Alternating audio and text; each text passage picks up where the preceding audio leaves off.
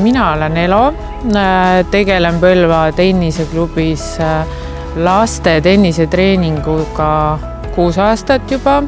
Põlva tenniseklubi on loodud 1993. aastal ja hetkel on meil trennis lapsi ja noori kokku 30.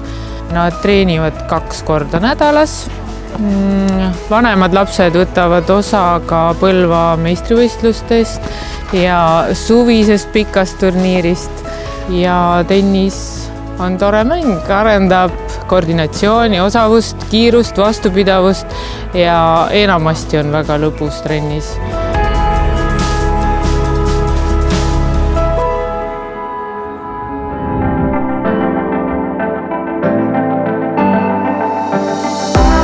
Olen Nikolai Järveoja, Põlva linna spordikooli orienteerumistreener. Lisaks minul on spordikoolis veel treenerina ametis Kalle Ojasoo ja orienteerumine on Põlva maakonnas väga kaua kestnud spordiala. Klubis on 210 liiget ja suuremat võistlusi me oleme korraldanud isegi juunioride maailma meistrivõistlused 2008. aastal, aga lisaks ka iga aasta praktiliselt 13 meistrivõistlused. Rahvaspordi tasandil on väga populaarne meil päevakut, mida korraldame teisipäeviti ja seda aprillist kuni septembrikuu lõpuni. Miks Põlvamaal orienteerumine nii populaarne on? Üks põhjus on kindlasti see, et meil on väga ilus loodus ja ilusad maastikud. Ja muidugi, et orienteerumine on just sellepärast hea, et sellega saab tegeleda igas vanuses, et värskes õhus liikumine on väga hea ja orienteerumine on perespordina väga populaarne meil.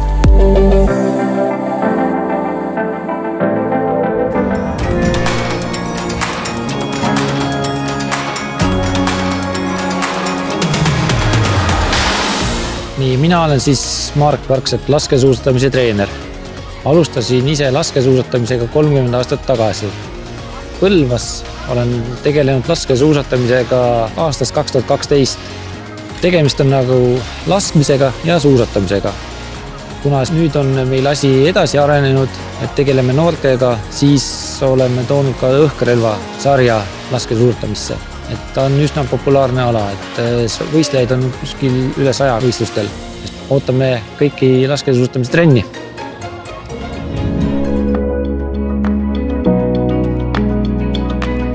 Mina olen Toomas Kivend, Põlva kooli kehalise kasvatuse õpetaja ja Põlva spordikooli kergejõustikutreener. Olen Aivar Haan, olen Põlva kooli kehalise kasvatuse õpetaja ja kergejõustikuringi juht. Hetkel oleme siis Põlva linna kergejõustikustaadionil, mis on renoveeritud 2018 aasta. Siin on peaaegu ideaalsed tingimused lastele ja täiskasvanutele tegelemaks kergejõustikuga. On ka olemas meil väike mini-sisehall, kus siis sisehooajal päris hästi kergejõustikku harrastada saab. Kergejõustik on üks vanemaid spordialasid, mis tagab siis inimesele väga mitmekülgse ja korraliku kehalise arengu. Kergejõustik sobib kõigile, nii käsipalluritele, jalgpalluritele kui ka metsas orienteerujatele. Ja eriti tähelepanuväärsemalt tulebki välja see TV10 olümpiastardis, kus siis tänased olümpialased erinevatel aladel on selle spordisarja omal ajal läbinud.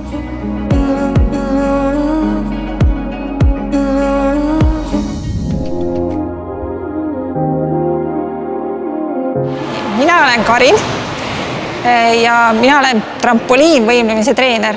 Et on 2 ala, millega me tegeleme, on batuudihüpped ja topeltrampetihüpped. Spordiklubi Traps on 8 aastat vana ja 6 aastat sellest on tegeletud Põlvas. Meie klubis treenib praegusel hetkel umbes 40 last vanuses 2. eluaastast kuni 19. eluaastani. et kõige nooremad ongi 2-aastased, kes alustavad lihtsalt batuudil hüppamisega, et keeruliste asjadeni jõuame seal 4-5-aastaselt. Mida varem batuudihüpetega alustada, seda parem, samas ei ole vanus kunagi piiratud. Treeningu eesmärk ongi õppida ohutult hüppama ja võimalikult kõrgele nii salto kui vindipööretega saltode õppimine. Batuuditrenn on äge. Batuuditrenn on äge sellepärast, et just kõrgele hüppata saab väga kõrgele hüppata ja väga palju erinevaid saltosid teha.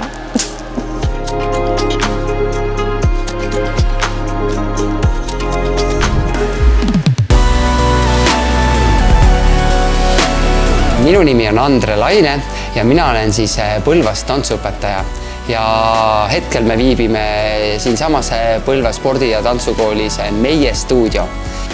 Tants on tegelikult mida iganes, selles mõttes, et liikumine ühest punktist teise nimetatakse ka tantsuks.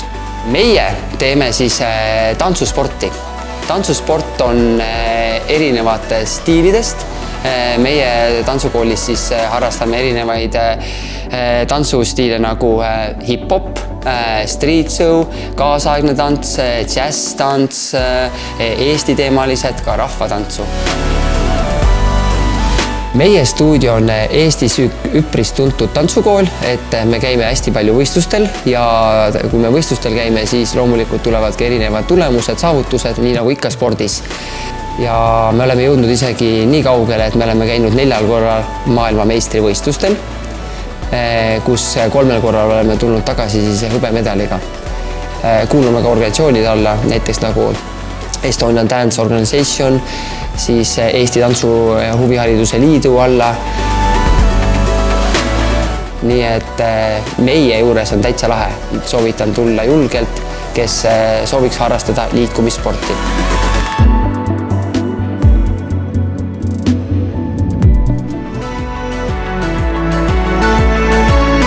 Mina olen Maire Tiisler, spordikooli püstolilaskmise treener.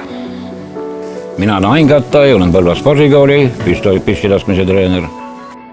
Tegeleme siin siis laskespordiga.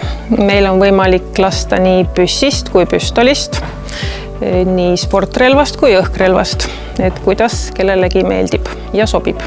Laskmine sai Põlvas suurema hoo sisse 73. aastal, kui avati siis Põlva siselasketiir. Siselasketiiri on üldse Eestis väga vähe ja siit on välja kasvanud tuntumad võib-olla Anne Vooberg, Peeter Olesk, Aivar Kuhi ja teisedki. Laskmine sobib nii noortele kui vanadele, naistele kui meestele, tüdrukutele kui poistele. Laskmine kasvatab distsipliini ja ta on selline tasakaalukas ala.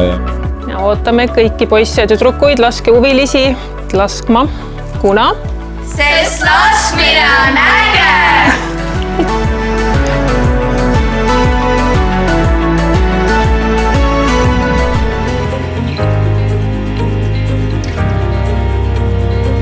Mina olen Ingrid Mandel ja tegelen võrkpalli tüdrukute treenimisega Põlva spordikoolis. Olen treeninud juba 15 aastat spordikooli all ja 3 aastat VK Volliklubi all.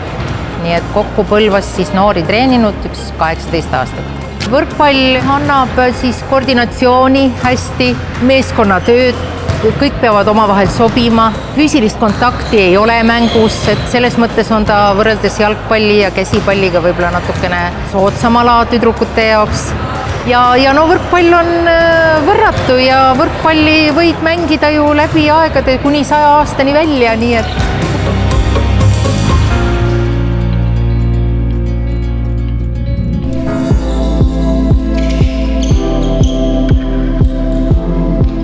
Mina olen Henri Sillaste ja olen Põlva spordikoolis käsipallitreener ning lisaks käsipallitreeneri tööle teen ka tööd Põlva koolis kehalise kasvatuse õpetajana ja samuti mängin käsipalli Põlvas Rüti meeskonnas. Käsipall on Põlvas traditsioonidega ala. Ma arvan, et iga inimene on Põlvas kas kuulnud käsipallist või korra mänginudki seda. Lisaks minule teevad treeneritööd Põlvas ka Kalmer Musting ja Rein Suvi.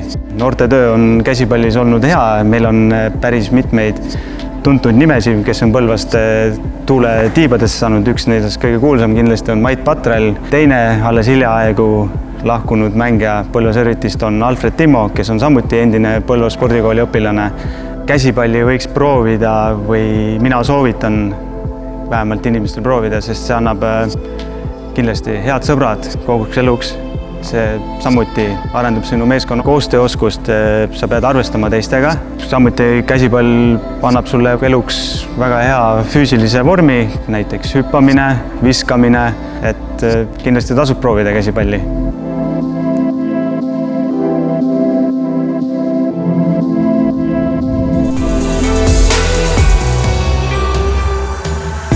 Tere, olen Elar Hani, Põlva vabamaadlustreener maadlusklubis Lapiti. Maadlusega on tegeletud Põlvas üle 40 aasta juba. Selle aja jooksul siis on tulnud meil päris palju Eesti meistreid, Põhjamaade meistreid. On esindatud Euroopa meistrivõistlustel kui ka maailmameistrivõistlustel, osaletud olümpiakvalifikatsioonivõistlustel. Meil klubis treenib 50 last, tüdrukut, poissi 4 erinevas vanusegrupis. Tahaks tänada Põlva spordikooli, kes on meile head tingimused loonud. Et on meile ostnud uue mati ja tänapäevase treeningvarustuse, millega me saame oma poisse igapäevaselt treenida ja ülespoole järjest minna. Kutsun julgelt kõiki proovima, sest seinad on pehmed, matt on pehme. Meil on lõbus siin, meil on toredad poisid, tüdrukud. Et tulge julgelt proovima.